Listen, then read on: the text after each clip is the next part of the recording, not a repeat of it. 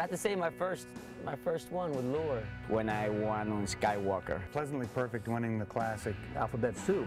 When we won with Northern Spur. Well, I think it's the one I win. Well, it'd have to be when Dreamin' of Anna won it. Well, the atmosphere is full of adrenaline, and it starts right away because all the horses are great horses in every race. Of course, it's a very special day. You got all the best horses, best trainers, jockeys. It's an electric atmosphere. You can feel the tension and the excitement in the air. You know, it's just it's a wonderful place to be, and it's a wonderful day to have some runners. And it is Tempera to win it. And the Jockeys run is a lot of fun because there's a lot of riders for all over the place. And riders, you never see them, only in the British Cup. Yeah, it's quite an experience, jam-packed. A lot of excitement, you know. I mean, you meet friends from the East and from the West and from Europe and people that you've been associated with and racing all your life. We try to stay as cool as we can, but it's a nervous wreck situation when the races are coming right up to it. Or let's say the first week, if we go earlier, we're all right because we put out on our head that it's just another event. But once it's starting to get a little closer, that's when you start to get more into it, a nervous way. There's Thor's Echo making a nice run now. Thor's Echo takes the advantage, and it's Thor's Echo in a dominating performance in the sprint. Thor's Echo and Curry Nakatani win it clear. The atmosphere is wild, it's crazy. As you know, first of all, the crowd is definitely going to be there. You ride kind of at a neutral track. It changes every year. You know, it's a lot of fun because you get to see a lot of riders that you probably don't ride with on a daily basis. Become friends with a lot of guys from Europe, and they all come over usually for that day. The media out there and how they follow these horses, how just how exciting it gets, and want to be there someday with your own horses. I think it's an Olympic-style atmosphere on an annual basis. You have horsemen, jockeys, trainers, owners who have geared their season around winning a Breeders' Cup World Championship race. So there's a lot of tension in the air, great anticipation, a lot of tension. You know, some show it, some don't, but all of us are very competitive, and it means a lot for us to do our best. You're running so many big races in one day, and it's just one after the other. You would compare it to probably your Triple Crown races, you know, your Derby kind of atmosphere. A lot of excitement, except you see the Derby, you know, run 7 different times. In a duel down to the line, Unbridled Song, Hennessy, here's the wire, and it is Unbridled Song who wins by a head. A hard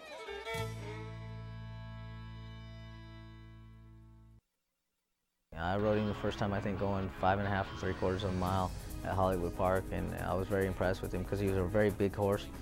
He didn't look like a sprinter, and as time went on, you know, my heart grew with him, and you know, he started showing me things that young horses don't do, and that was settling from off the pace and taking the dirt and trying to do right, even though the baby would show up and he would over-respond to what I was asking him to do from one extreme to the other, either rating or wanting him to pick up the horses.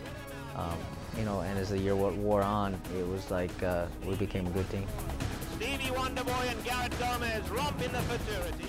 Most of us, throughout the whole year, you know, you're dreaming about landing a horse that is good enough to run on that particular day. He broke really well. He had me in an ideal spot all the way up the backside. A horse that was like in the 2-hole or something like that started coming out up about halfway up the backside, kept coming out, and you know, he ended up shoving me across horse's heels, and my horse actually bobbled. He recovered fairly quickly, and then I was just hoping that I hadn't used him too hard to get him back in the situation that I thought was the ideal situation. Turn for home, you know, he kicked in and gave me that kick, and you know, he started to get a little tired, and I asked him for that 110%.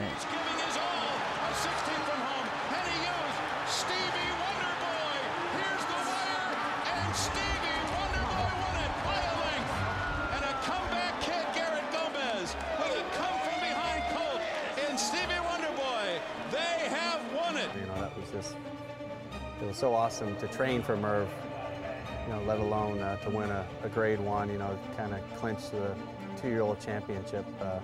You know, it was just, that's something that I'll always remember.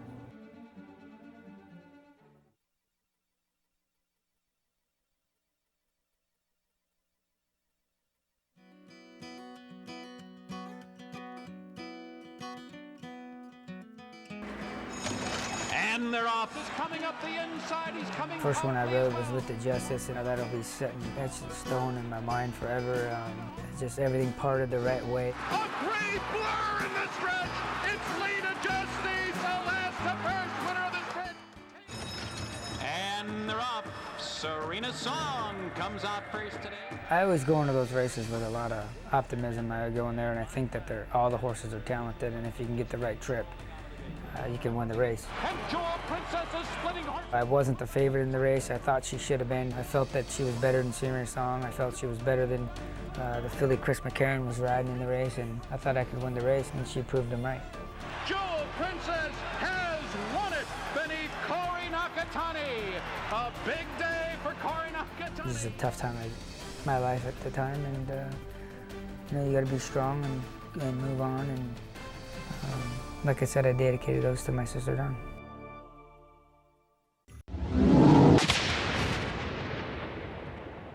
Hey racing fans, stakes action returns to Fraser Downs on Wednesday, November 11th. 4 great breeder stakes for 2- and 3-year-olds. Action begins at 1:15. Make sure you're a part of it. Don't go away. The Sport of Kings will be right back.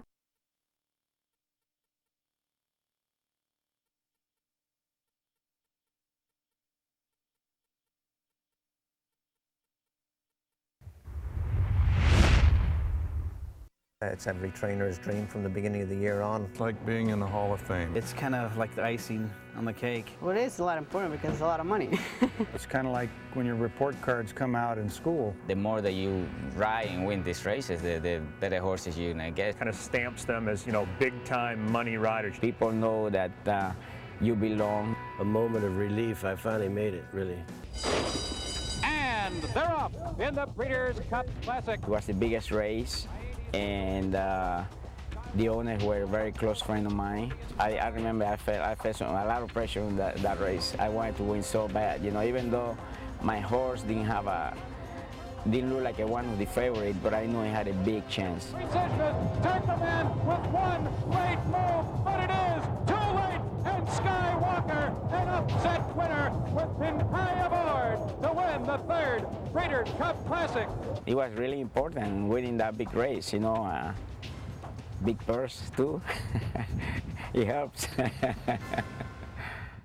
Chris Speckard was training Pleasant Tap at the time, and he was, I'm gonna beat you in the Breeders' Cup. I'm gonna upset you. I upset you here, I'm gonna upset you again in the Breeders' Cup. I said, if my horse breaks good, and he's right, I don't think you can. As the gates broke, and he broke well. In the gate, and they are off in the 9th Breeders' Cup Classic.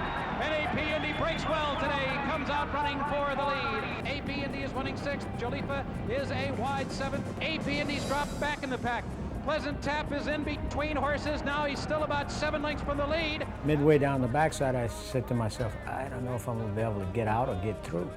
I can see Pleasant Tap on the outside of me, and I said, oh Lord, that's all I need is Speckard to beat me, and I'll never hear the end of it. But fortunately, I got through around the turn, and AP Indy had so much horse at the quarter pool. When I got through it, he just excelled. AP Indy is finding his best stride, and he's moving powerfully in between horses as they move toward the top of the stretch in this 9th Breeders' Cup Classic defensive play. The Normal is still there. AP Indy's in an all-out drive, and Pleasant Tap is coming with giant strides on the inside. They're coming to the finish. It is AP Indy in front. Pleasant Tap, one last run at him. AP Indy wins the Breeders' Cup Classic by 3 conclusive. A lot of riders never get that feel, and I was fortunate. I did have it. He was a horse that every trainer and owner in America should have the opportunity to experience. It's a once-in-a-lifetime thing. A heart-pounding, pulsating stretch drive, and Tiznow prevails. Tiznow has won it by a nose. God bless America, land that I love. Stand beside her and guide her through the tonight with a light from above. It was, I believe, the first international event held in New York after the bombings. A lot of things were canceled that year. It was obviously an incredibly emotional day, right in the aftermath of all the terrorism. I think everybody who was there and was involved felt that it was something special. Every Breeders' Cup is something, you know, it's a special day for racing. But I think that day in particular, people who were there sensed that there was something different going on. But, you know, action went on, and we had to do what we had to do. The day came off perfectly, and you know, the culmination of the day was the fantastic race, the classic at the end of the day. One of the all-time great training jobs, which I don't think has ever really gotten full credit, Jay Robbins, the job he did with Tiznow, because training up to that Breeders' Cup, he was a bit of a handful. They had a tough time getting to work a couple times, and it was a bit of a struggle. And that year when I was in New York, I was already done shower, and I was flying on cloud 9, and of course I went to root for a California horse. Tiznow looms in second. Saki is there on the outside. Tiznow looked like he was beat, and Saki was making a huge run on his outside. In the field, turns for home. Here comes the arc winner, Saki, and he storms to the lead. That day, though, I thought he was beat down the lane. I really didn't think he'd come back. Saki in their lead, and Tiznow is doubling on. And as they come down the lane, Saki, I thought, had him. The American Horse of the Year and the arc winner are heads apart with the Farron to go in the Classic. On the outside, Saki. Tiznow fights on. Here's the wire. Desperately close. Tiznow wins it for America. Beating Saki right on the wire. Finishing third was Albert the Great. That was incredibly exciting. I didn't hear the call, obviously, when I was hitting the wire. But when I got to see the replay afterwards, it just did my heart a lot of good. Tiznow beat two really fine fields of foreign horses, especially in Giants Causeway and Saki. I thought that year he really stamped himself as a great horse. The only horse to this day to win 2 Breeders' Cup Classics. And both years he beat the best horse Europe sent over. Not just their best dirt horse, their best horse. He was headed both times. He fought back both times. This horse just showed nothing but guts, you know. Chris McCarron gave him a great ride, knew him so well. It was a big prestige for California, you know, so I was rooting for him. I was happy for Chris, happy for the owners, the trainers. You know, at Tiznow, he just reached down and he found something more, which is, you know, it's what separates the good ones from the great ones, and very few horses have that. But he found it when he needed to. You know, it did send tingles down everybody's spine. I think winners or losers that day had to stand back and admire what they'd just seen. It's a day that will be forever etched in my mind, that's for sure. Okay, that's it for this edition of the Sport of Kings. And once again, on behalf of everyone here, we'd like to say thanks for allowing us to spend this last half hour with you on this Saturday morning. But before we leave you, here's a couple reminders. Fraser Downs on this Wednesday. There are 4 major races to be run. Once again, 4 major races to be run out at Fraser Downs.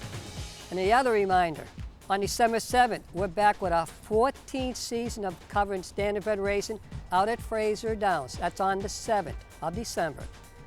Remember to keep them straight. You know what? We're going to get you on the final turn, but most of all, enjoy the races this weekend.